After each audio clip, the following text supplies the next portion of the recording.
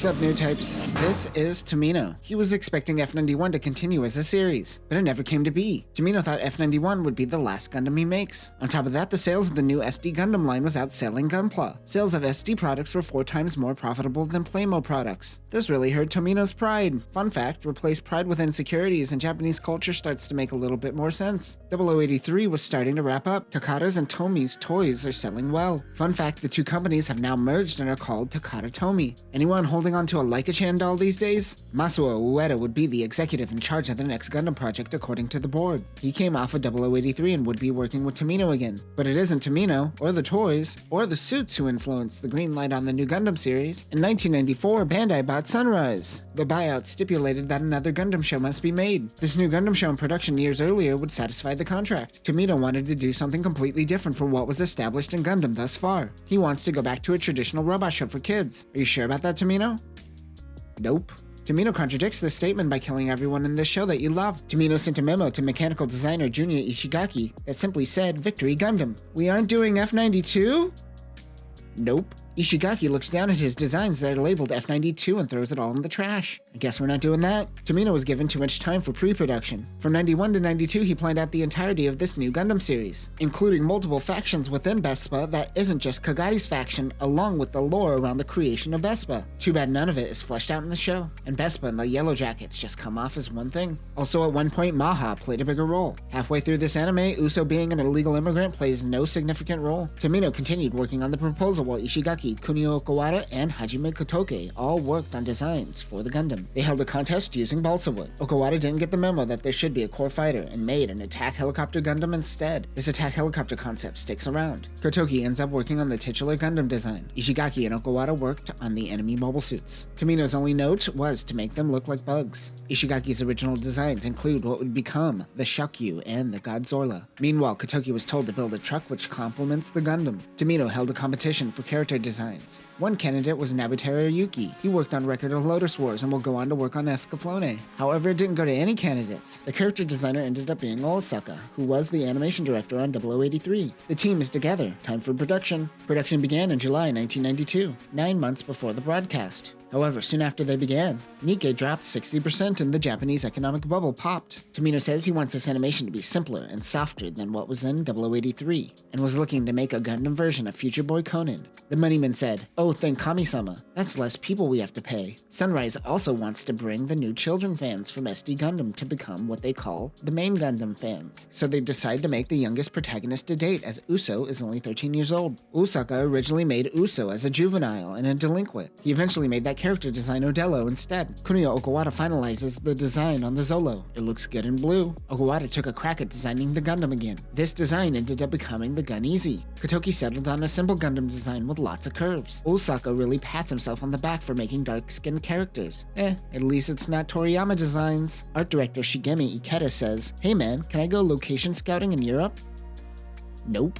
Tomino says, "I will go. Don't worry, I'll bring back some photos." Thanks, Tomino. I worked on Double Zeta, Charge Counterattack, and Gundam F91, but I'll just grind it out here, I guess. The setting of Casarelia is a mix of Germany and the Czech Republic. Everything was simplified further before they finally started animation production. And then Tomino met the executive from hell. This guy wanted to turn everything into a toy. He tells Tomino, "Hey man, let's make motorcycles. Put some wheels on this bitch." Tomino says, "You want us to put wheels on battleships, which have the power of flight." Yeah man, sure, whatever. Tomino made Okawara work on it. Sorry, Okawara. During this brainstorm process, the battle bikes and Einarads came into existence. He also went a little crazy and made some bug and horse designs. These were Motorrad designs apparently. The suits came to Tomino and said, "Why does no Gundam show up in episode 1? Show called Gundam must show Gundam." Fine. Episode 4 is now episode 1 and we are doing a few days earlier cliche. You forced this cliche onto me! With a tighter budget, Sunrise went with a cheaper film stock while shooting, and removed hard shadows. A 1/100th scale of the Shokyu and the Zolo were shown at the Shizuoka Hobby Show in May of 1993, as well as a 1/60th scale version of Victory. A 1/100th Victory Gundam would be released a month earlier. However, with the economy the way it was, They would have to sell it at a whopping 500 yen instead of the typical 300 yen price tag. They also struggled to get it to transform. Mobile Suit Gundam's first/4th episode aired on April 2nd, 1993. Not confusing at all. This is Uso. He's in a Shokyu running away from Bespa in the Zanskare Empire. He gets out and runs on foot to find Marbei and a core fighter. Meanwhile, the Resistance, Ligue Militaire, has been incinerated. We're starting with some casual genocide. This is Chronicle. He is afraid of COVID. Ligue Militaire sends out the Top and Boots. They form the Gundam. The Gundam is able to ward off Zanskare. It has a Minovsky craft system and floats. The days of thrust are a thing of the past. Time for a 3-day earlier cliche. Uso's parachute gets stuck on Chronicle's Shokyu. He kicks him in the dick and steals the mobile suit. He and Shakti say we aren't a part of this war, peace. He goes and checks out Katajina's OnlyFans. Bro is simping hard. Ewig is being attacked. Uso goes out in the Shokyu to find his internet thought. Oh no, they think Uso is a part of Zanskare. The real Zanskare comes in and burns the League resistance. A new war orphan is created. His name is Carlman. Carlman? Carlman. Uso shows off his sweet Bitcoin mining farm. Katajina's dad gives the weakest slap in Universal Century. The kids go to find the Kimyun. The first part of the show is living that truck life. Time to set up some Home Alone traps. Uso kills a man and gets some PTSD. The Godzilla launches to take out the Gundam.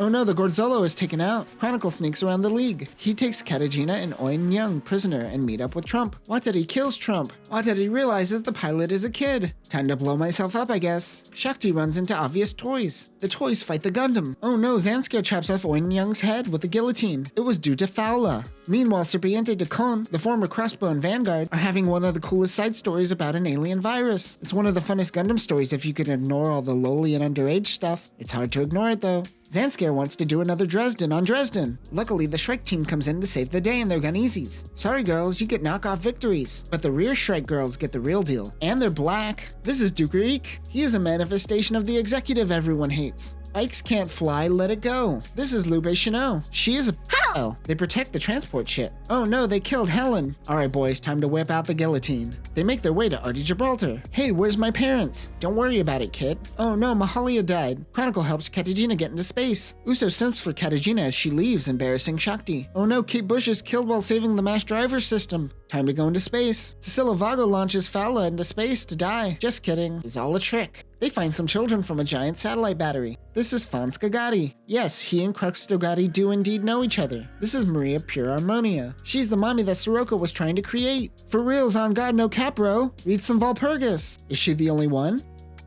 Nope. There are many mommies. Maria El Tomo tries to do her own thing as well. Uso launches in the V-Dash. They hide behind an Alexandria-class ship. Hato is on his own adventure. Uso meets up with the kids. The next few episodes are whimsical side stories. Somewhere around this time, Uso met Judo as an old man who departs the solar system with a group of Newtypes. It's genuinely a great ending for Newtypes and it is tucked away in a side manga. Marbei launches in the Hexa. Uso gets a punch in the face and a slap on the ass for running away. They try to infiltrate Side 2. Oh no, they are prisoners. Oh no, they break free. Oh no, Shakti is a prisoner. Oh no, Peggy dies. Time to bust out the guillotine again. Oh no, Katajina is working with Zanskare now. Kalos Gil looks like a dick and balls. Oh no, Junko blows up. Time to go to Macedonia colony. Oh no, we're in an internment camp now. I guess it's time for a wedding. Giant toys begin attacking them. Go for the nuts. Lube Chanel takes Uso as a sex prisoner. Uso needs an adult. He bites a boob. Uso finds his mommy. She's the one who made the Gundam. Zanskare takes his mommy. Oh no, Oliver is dead. Marbei is a leader of child soldiers. Time to blast them guns. Wheels in space. Make it make sense. Uso uses the wings of light. Time to head back to Earth. They find a cult that believes in Mariaism. They eventually become side-chickers. Shakti is Maria's daughter. Maria has a type. Uso fights Katajina. Sweet wheels. Time to break out Uso's mom. Quick, fling that baby. Uso tries to save his favorite OnlyFans girl. Oh no, Uso's mom loses her head. Zanskare retreats back into space. Uso decides to keep the head. That can't be healthy. Whale bones are everywhere because the world is fucked.